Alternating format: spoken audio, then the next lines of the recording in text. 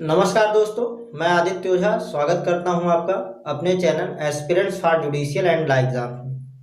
आज के इस लेक्चर में हम सेल ऑफ गुड्स एक्ट के अंतर्गत rights of seller against buyer पर चर्चा करेंगे, अर्थात क्रेता का विक्रेता के विरुद्ध अधिकार। माल विक्रय अधिनियम की धारा 57 से धारा 61 तक में बायर के सेलर के अगेंस्ट राइट्स के बारे में बताया गया है। सेल ऑफ गुड्स एक्ट की धारा 57 ये कहती है कि यदि सेलर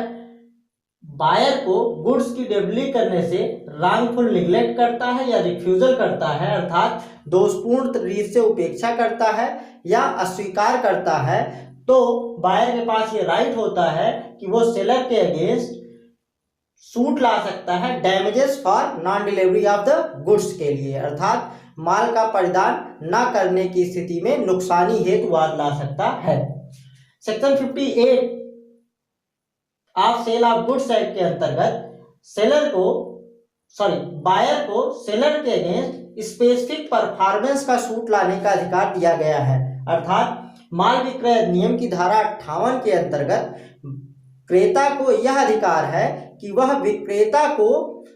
उसी वस्तु की डिलीवरी के लिए, उसी माल के परिधान के लिए जिसके लिए कि कॉन्ट्रैक्ट किया गया है,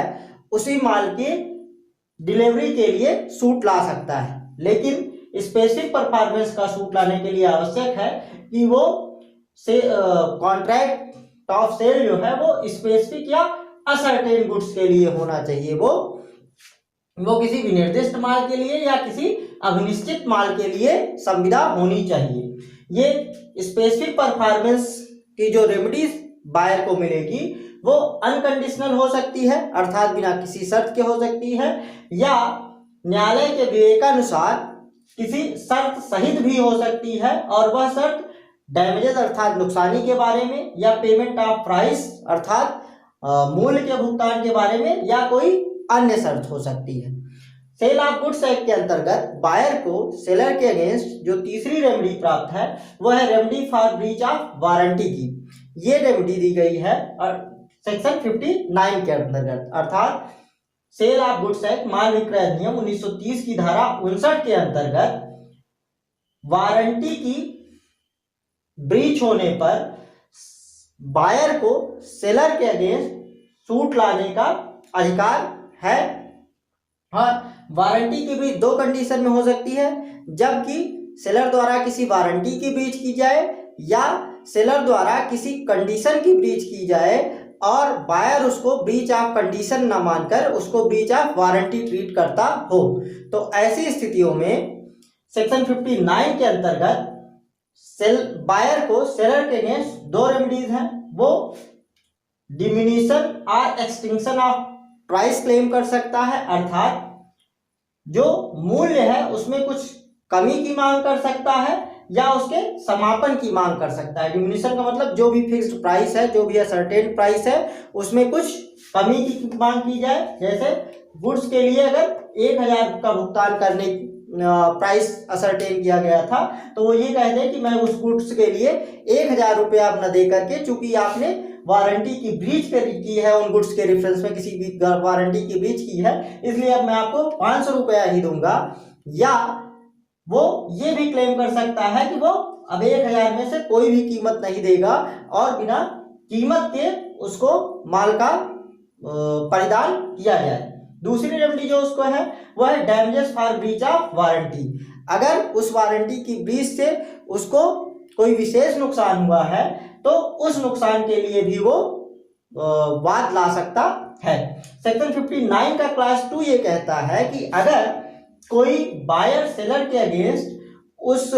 गुड्स के प्राइस का डिमिनिशन या एक्सटेंशन क्लेम करता है, अर्थात उसमें कुछ कमी की मांग करता है या समापन की मांग करता है, तो इतने मात्र से उसका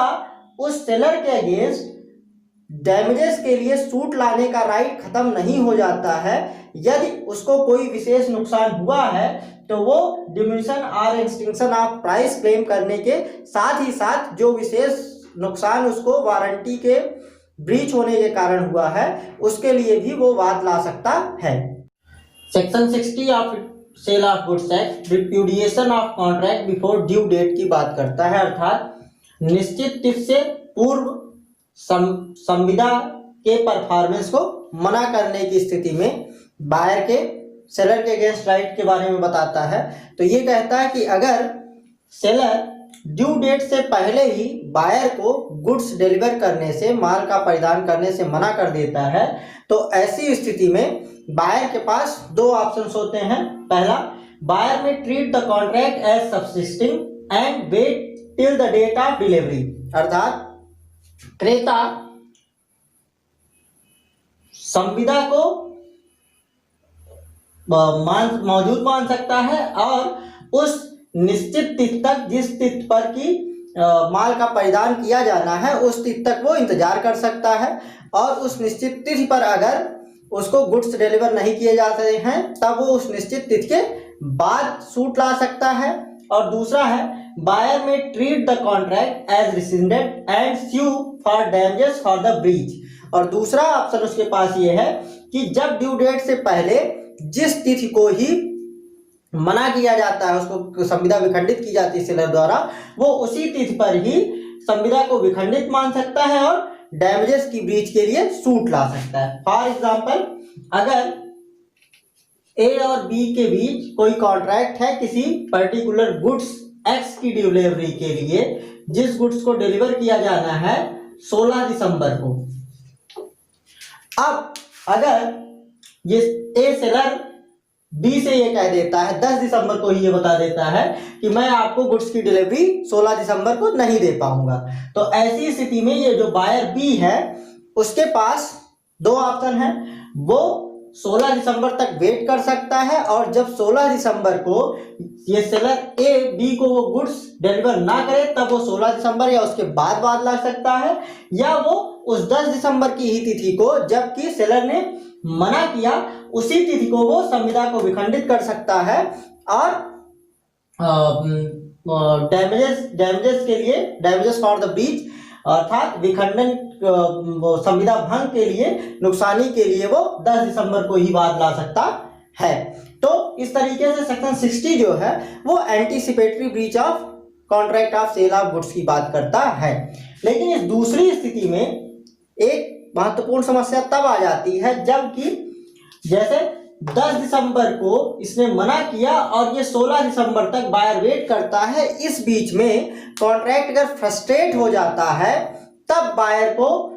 डैमेजेस की ब्रीच के लिए रेमेडी प्राप्त करने का अधिकार नहीं होगा। कॉन्ट्रैक्ट फ्रस्ट्रेट होने का मतलब जब बिना किसी पार्टी की फॉल्ट के कोई कॉन्ट्रैक्ट का परफॉर्मेंस इम्पॉसिबल हो जाए या अनलॉफुल हो जाए और इसके पीछे सेलर का कोई दोष ना हो, तो ऐसी स्थिति में कॉन्ट्रैक्ट फ्रस्ट्रेट माना जाएगा, संविदा को संविदा का नैराश्य माना जाता है और जो व्यक्ति जो सेलर है वो लायबल नहीं होगा। इस समस्या पर एक केस है एवरी वर्सेस बाउडेन का। इस केस के फैक्ट्स को देखते हैं तो ये चीज हमारे समझ में ज्यादा आसानी से आ जाएगी। इसमें जो क्लेमेंट था उसने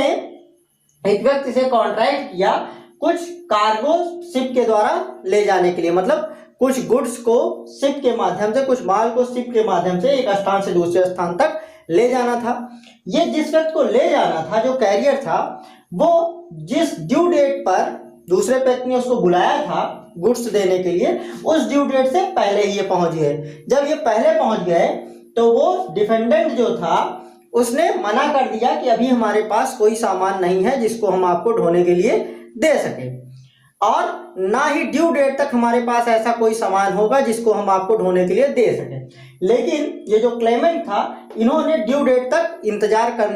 करना पसंद किया और इन्होंने इस इंतजार में ये वहां पे रुके रहे कि जिस डेट पे गुड्स की डिलीवरी होनी है उस डेट पर ये गुड्स हमको डिलीवर कर देगा और हम इसको लेके जाएंगे। इसी बीच क्रिमियन वार छिड़ गया और जिसके कारण क्रिमियन वार छिड़ जाने के कारण क्या हुआ कि अब गुड्स को एक जगह से दूसरे जगह ले जाना संभव नहीं था। तो ऐसी स्थिति में ये कॉन्ट्रैक्ट फ्रस्ट्रेट हो गया।